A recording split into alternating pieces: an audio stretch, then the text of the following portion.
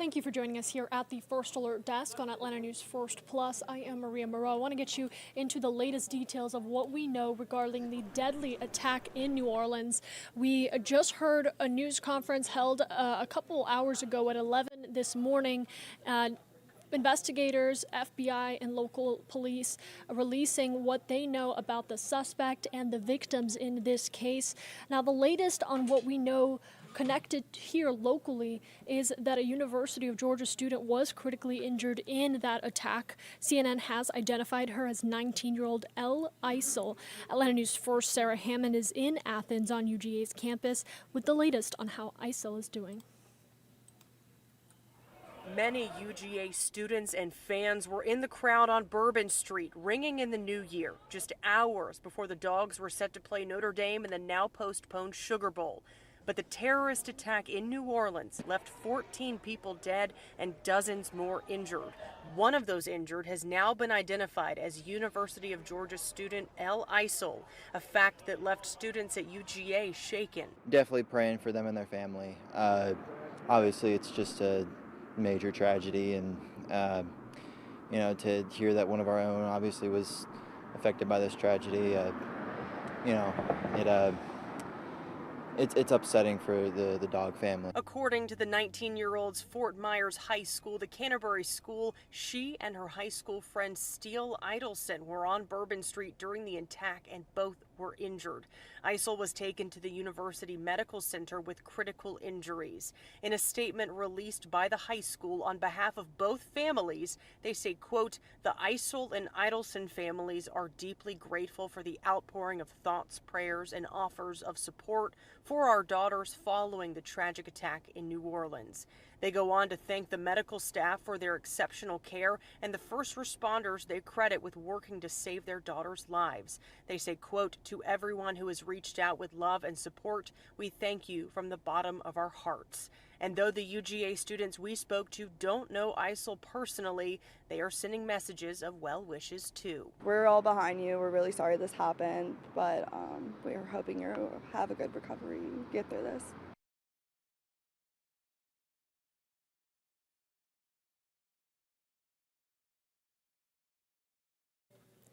And just want to talk about what's happening today. The Sugar Bowl that was postponed yesterday because of this deadly attack, less than a mile away, by the way, is now set to kick off at 4 p.m. today. I want to take you out to a live look from our sister station right now, as you can see outside the Caesars Superdome, as fans are starting to gather to watch, cheer on the Bulldogs as they take on Notre Dame. So a lot of local fanfare from here. Of course, the community still shaken up from the events from yesterday, but pushing ahead to this game, the city's former mayor saying it's important that this happens to show that evil will not win. And there's a lot of events that are set to happen in New Orleans. The Super Bowl is scheduled to take place next month, followed by Mardi Gras, which, as we know, attracts millions of people over the course of that holiday week to what is a special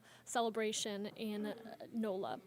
All right, I want to take you more locally here in Northwest Atlanta. An 11-year-old grazed by a bullet, now recovering. Police telling us the child was transported to the hospital just after 8 last night, now in stable condition. Investigators say that the child was hit near a home on Chapel Road. Right now, no word on how this happened or why shots were fired, but an investigation underway as we speak. And as soon as we get any new information, we will let you know right here on Atlanta News First and Atlanta News First Plus. And another story, we're following a Cybertruck explosion. Take a look at that on your screen. This right outside the Trump International Hotel in Las Vegas. It's now being looked at as a possible act of terrorism. One person was killed and 7 others were hurt. CBS News correspondent Nicole Skanga has the latest on this investigation. Surveillance video captured the moment when a Tesla Cybertruck exploded outside President-elect Donald Trump's Las Vegas hotel. It was sitting in the porte-cochere for about 15 seconds before it exploded. Police say the back of the truck was filled with accelerants. Those are gasoline canisters, they are camp fuel canisters, and large firework mortars. The suspect has been identified as Matthew Allen Livelsberger, an active duty Army member stationed in Germany, but on leave at his home in Colorado Springs, Colorado. CBS News spoke with two relatives who confirm Livelsberger had rented a Cybertruck, and they say his wife had not heard from him in several days. Authorities are investigating to see if there's any connection between the Las Vegas explosion and the truck attack in New Orleans. The law enforcement and intelligence community are continuing to look for any connections, associations, or co-conspirators. Both attacks had some overlapping similarities. In addition to the New Year's Day timing, both involved trucks rented through the Turo app. And both involved U.S.-born servicemen who served in Afghanistan at around the same time. I don't think it is a coincidence that you had two attacks renting from the same site, both veterans. Late Wednesday, police and ATF agents were seen at a Colorado Springs townhouse associated with Livelsberger. Nicole Skanga, CBS News, Washington.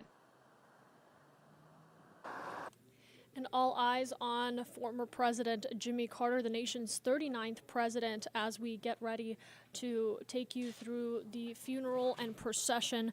It will be a 6-day mourning period for the nation as we reflect on the life and legacy of a beloved peanut farmer here in Georgia, and again, the nation's 39th president. 3 cities are preparing for an influx of visitors that are wanting to say goodbye. Governor Brian Kemp has already issued a state of emergency for Sumter County, the home in which both Jimmy Carter and his beloved late wife, Rosalind, call home in Plains, Georgia. The final farewell for Mr. Carter begins this Saturday in Plains before arriving at the Carter Presidential Center in Atlanta. Now, the service will start at 4 o'clock. We will carry that live for you on Atlanta News First Plus. Now, following the service, President Carter will lie in repose for mourners to come and pay their respects. We are staying on top of all of the details coming out of those funeral plans and everything that the Carter Center is relaying surrounding this national mourning period. You can actually text the word Carter to 470-777-WANF. Again, you can text Jimmy Carter to 470-777-WANF, and we will send a link directly to your phone so you can get the latest information.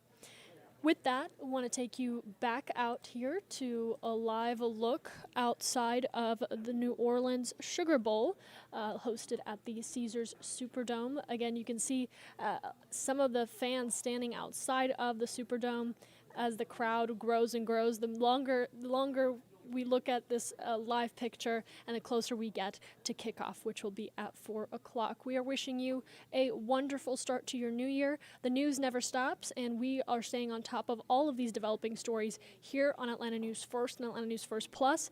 Tune in at 3 o'clock for our news at 3.